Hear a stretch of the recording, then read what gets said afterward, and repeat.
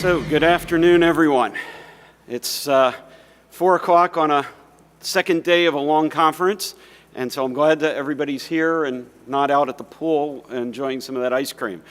But I do want to make sure that everybody's awake and interactive in this discussion, so we will have a good, lively panel discussion.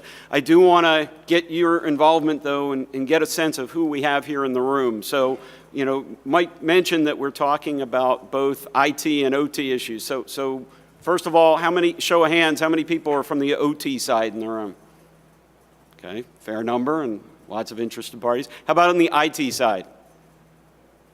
Not quite as many, so you guys will have to speak up and be a little more lively, but it's good to get a perspective from both sides.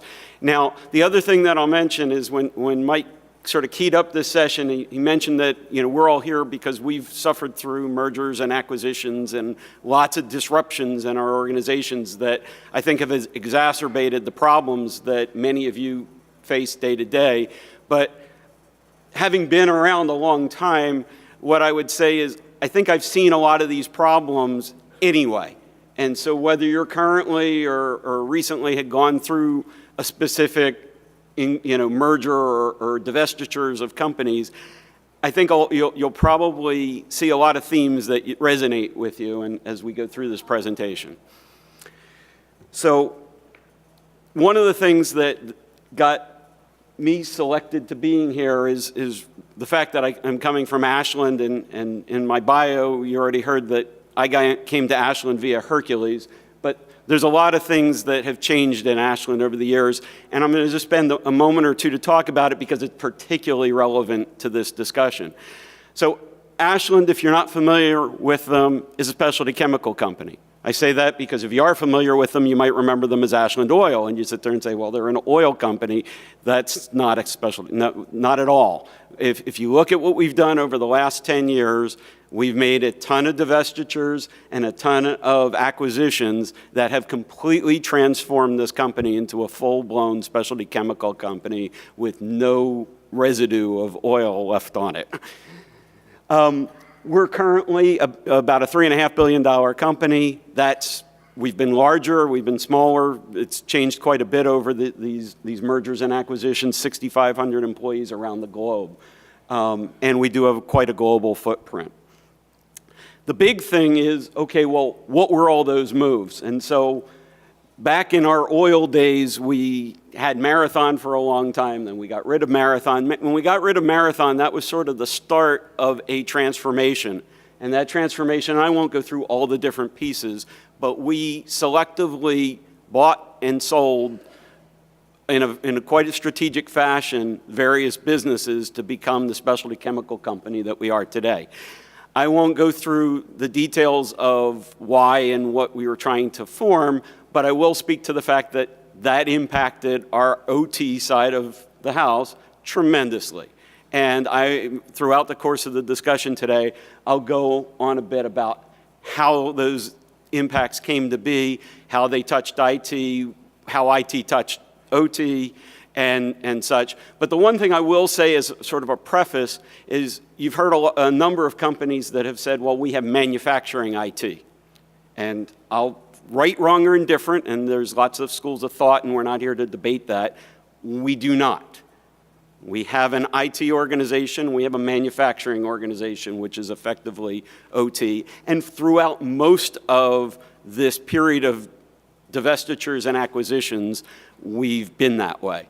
So that presents some interesting situations that maybe a manufacturing IT organization might not have. However, I would argue that there's plenty of things that they would have in common as well. So we'll see that as we walk through the slides. First of all, when you have a transition like this, things change. So instead of being called Ashland, we could have had Change LLC. That could have been our name because we were constantly changing. The idea was if you got comfortable where you were, get ready for your cheese to move because that was going to happen. But But it changed all kinds of things, and it's not just the obvious things. Sure, you had changes in leadership, you had different parts of different organizations coming in and different expertise, and the skill sets in one company being stronger in one area than another, and you had leaders from different organizations coming together and trying to figure out how to work together. That happens, but that percolates down to lots of other things that change, and whether it's the resources that you have available. When you make a divestiture, you might lose some key resources that you were counting on. And when you get an organization that comes in, you got to figure out who you have and what skill sets you have and how that all fits together. So it's basically taking a puzzle, getting rid of all the edges, and trying to line it up and figure out how it all fits together. It's not a simple exercise. And manufacturing, whether our senior management recognized it or not, is significantly impacted. And in all sorts of ways that you might not initially think of, and that's part of what I want to share with you today. Sure, you get the distractions, you get the, all of a sudden something's changing, so it interrupts your normal workflow. Those are the things that you'd expect. And when you're changing IT, you do have things like, for instance, you might have your mail system change. You might change from Office to a different, word processing platform.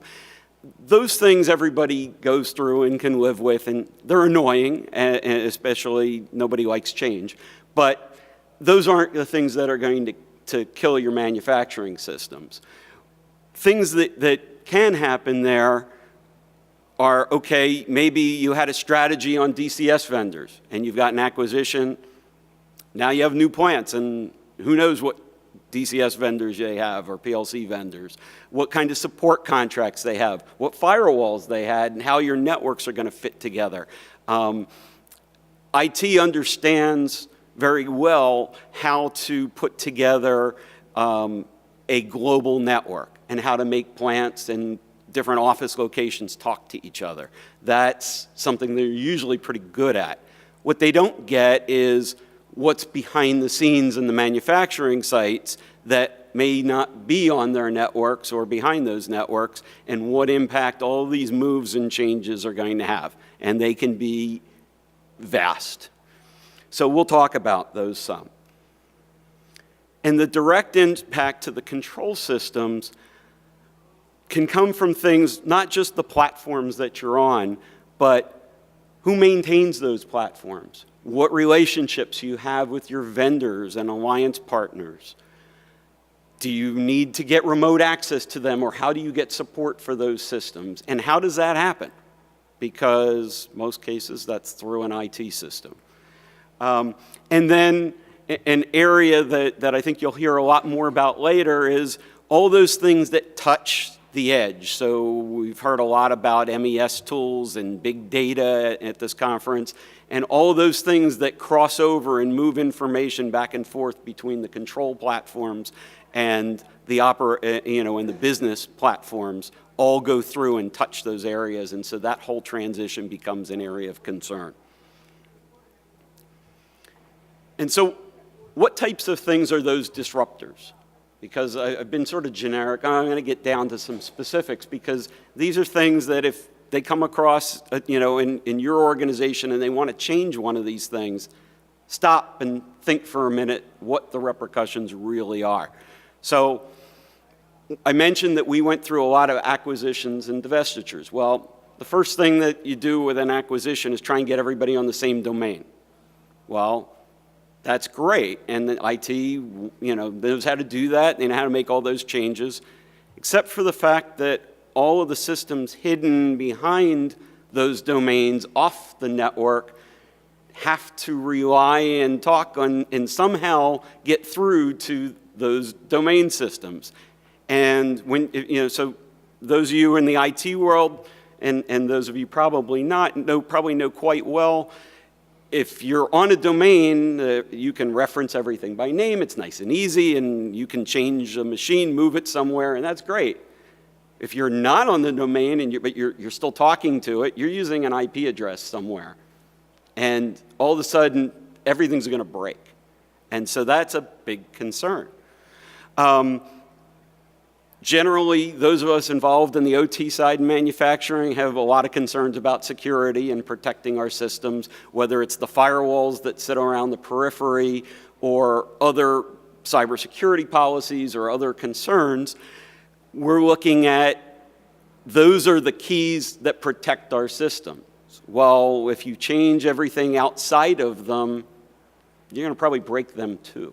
And how will you break them? And what do you have to do to analyze that system? And how well do the people in the IT organization really understand how that all works? They may not. I'll be very honest with you. When I mentioned I came to Ashland from Hercules, and I met with the IT folks in Ashland and asked them about their plants. And one of the managers there was very honest. He said, I've never been to a plant. Or if I have, I've been to their office building because I set up all their office IT. So we quickly fixed that, took them on a tour of a plant and showed them what we really did.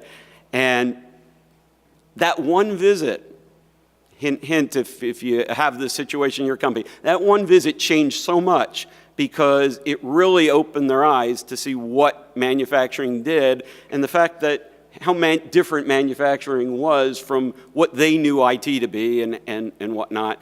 And it also helped change some of the sort of stigma that IT made all the decisions and managed things for the company, and their decisions ruled, and that was how things worked. Well, they started to get the fact that, you know what, if our plants stop working, we don't make any money. We have nothing to sell, and it doesn't matter how good our business systems are, we're not in business any longer. So that perspective was a good one to have. But some of the other things that you can touch, for instance, is, I mentioned remote access. Well, for us, we all have authentication systems that allow very tunneled, secure portals into a very select part of our control system for certain people. If you change the IT system outside of that, guess what? It doesn't work any longer. And something happens at one of our plants that isn't staffed by engineers around the clock at 3 in the morning on a Saturday, and they go to try and figure out what's going on and help their operators out and try and move things along, and all of a sudden, guess what? That doesn't work. And that's not a good situation. And the odds are at that point it's the guy that lives an hour and a half from the plant and's got to get in his car and drive somewhere, and the plant's down for how long, and the plant manager's sitting there quoting you how much an hour of downtime at their plant costs. And you can go from there and extrapolate how things work. The other thing that we were seeing a lot of more recently is data farms and also outsourcing IT. And both of those things are really hot commodities in the IT world for cost savings, right? Well, that's great, but that also adds complications because it makes it a lot easier for the IT folks to move things around. And you'd say, well, that's a good thing because now you're doing mergers and acquisitions and you're looking to move things around. Well, yes, but as easy as it is to do that, it's just as easy and more easy to break all those connections between your OT and your IT systems. And we've seen a lot of that. And in fact, one of the things that we went through was, as part of one of the divestitures that we showed up here, we had a major split between our company where we carved out Valvoline. And a lot of you, that's a name you would know from the oil business. We owned Valvoline Oil for a lot of those years, and we separated. We didn't sell them off. They became their own separate company, but we carved the company apart. And they're two big organizations. Well, it just so happened that their headquarters, where all their people were, also held our data farm and all of our servers that were up in the cloud or up in the corporate networks and whatnot. So we had to do something to move that. Well, we'll get into it in a little bit, but the solution that our senior management came to, and they came to it because they were going to save a lot of money, was outsourcing a lot of our IT. And by outsourcing our IT, they not only outsourced the people, They said, well, you take our data farm and you be responsible for all this hardware so we don't have to replace it every couple of years. And they're going to save millions of dollars, and they're really happy. And guess what? We really weren't. Talk some about the difficult issues that we faced. And I've alluded to a few of them, but I want to highlight some of them here, and we can talk about more of them that resonate with you during the discussion. But things like, okay, yes, we got different control system platforms, but what we really got was different relationships, different support people. We had to figure out how to manage within our global organization the different vendors that we had to now support. We had to work through what was their migration plans and platforms and what agreements even existed to support all those systems and how were we going to merge all those together. I mentioned remote access and support for firewalls, but that area where the two networks touch, the process control networks and the business network, somebody owns and manages that part. And typically in organizations where there isn't a manufacturing IT owns anything that sits on that border.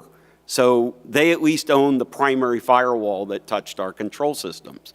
So now we had to figure out, well, all right, how are we supporting that? Who owns it?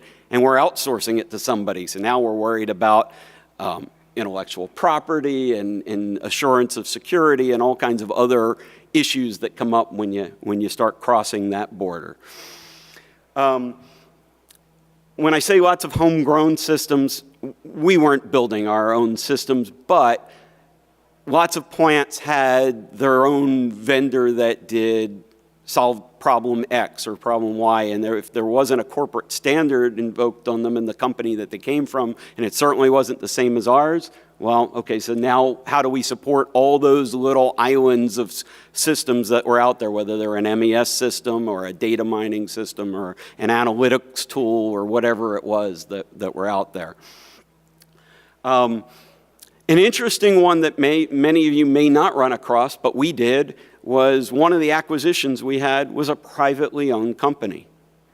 I don't know whether there's any people in the room right now that represent a privately owned company, but as those of you who aren't from a privately owned company would recognize, there's a lot of rules and regulations that you have to follow on your business systems and everything else that were a lot probably looser and less defined in a privately owned company. And so that created its own issues that now we had to sort of herd cats to bring all that together and make it consistent and follow our corporate guidelines and standards and policies. You also have separate networks that you might need to, change a subnet or change an IP backbone for a network. And again, things that IT understand really well, but for instance, sitting out somewhere on one of those networks were the network time protocol servers that provided the time and date stamps for all of our control systems and data historians off the network.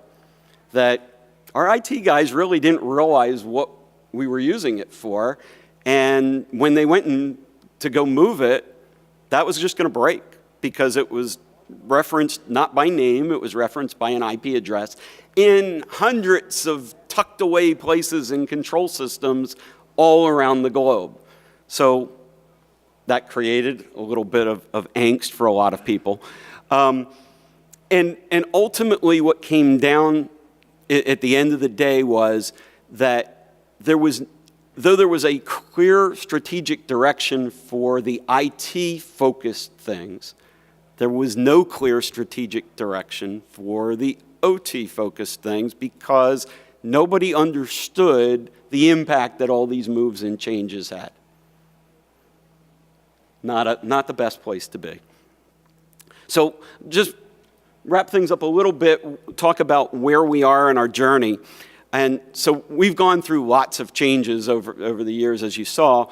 The biggest ones happened most recently. At the end of 2016, we separated Valvoline, so we were going through and just splitting apart networks and sites and dividing employees and what basket are you in and what basket, and we ended up with all kinds of problems because we had employees that were Ashland employees that they thought were Valvoline employees. We had sites that had the wrong subnets on their networks, created all kinds of confusion and issues and problems. But so that would be bad, but that's not really enough of a problem to create. So we needed the perfect storm. So the next thing that before we ever recovered from that they decided to do was, all right, well, now we sold off our data center, so we got to move our data center. So we're going to move that, and we're outsourcing. And let's do those all together, because that sounds like a really good idea. And suffice it to say that we just took one problem, made it a lot worse, and then destroyed it on top of that. And we're digging out from the rubble, and I think things are coming back together again. The moves are all done. Everything's in a place now where IT can start focusing on the OT issues that we've been suffering through for the last 9 to 12 months. But our plants haven't shut down, and we've done a lot of triage to keep that going, but it's not been a pretty exercise. And out of all of this, the lessons learned that I really want to share with you is, if you have folks controlling the big decisions up in your senior management that don't understand OT, make sure operations gets a seat at the table. It is so important to prime that ahead of time and to really explain the repercussions. I've shared a lot of pain with you today. I'm not going to tell you I didn't have any gray hair before that started, but I probably got a lot more of it in the last year than I deserved. And make sure you think it through and that they understand. It's an education process that for the OT folks to really explain to IT professionals. And they're all good people and they all mean well, and they're all very nice. I have nothing against them. They're great folks, but they don't know what they don't know. And it's really our job to educate them. And to really, the best thing that you can do to promote that process is to have a good inventory, to have good documentation of what you have and where it is and what it does, because somebody's going to want to change it on you one day, and that's not the time to go and try and figure it out. And that helps in the planning process tremendously to lay out, this is what we've got, this is what's going to impact that, these are the things that you need to have a plan for before you say go. And that, we'll fix it afterwards, and we've got plenty of people and we've got troubleshooting teams. If they come back to you and say, well, that's our plan, I advise strongly to either tender your resignation or convince them again that you've got a problem, because your future is not bright. So thank you very much.